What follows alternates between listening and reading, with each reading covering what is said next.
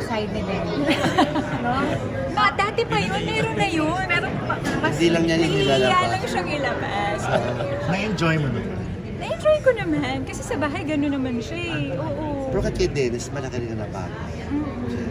Oo, ano na. Positive kumpara- naman. Oo, positive naman. Nawala na yung mga selos-selos yung dati. Wala na. Pag mag-asawa pala, parang wala na masyado. Ang paano. Ano yung support niya din sa'yo sir dito? Sa Ano po yun? pagbabalik mo. Yung support niya sa'yo sa pagbabalik mo. Siyempre kasi bago ko bumalik, yung kaba ko, ibang klase. Talagang, hindi ko alam kung kaya ko ba bumalik. Kasi parang yung nervous ko, iniisip ko pa lang na bumalik, nanginginig na ako eh. Si Dennis yung talagang, parang life coach na, kaya mo yan. Ganito lang yung gagawin mo. Enjoy ka lang, huwag mo isipin masyado.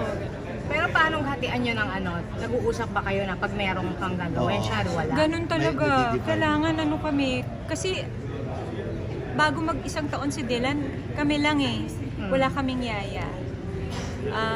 Nung bumalik na si Dennis magtrabaho, sabi ko ay kailangan na natin kumuha ng makakasama kasi hindi naman natin pwedeng, hindi ko naman kayang mag-isa.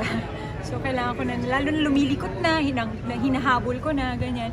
So kailangan ko na makakasama. Minimake sure namin na hindi lang kami sabay na wala sa bahay. Kailangan isa sa amin meron.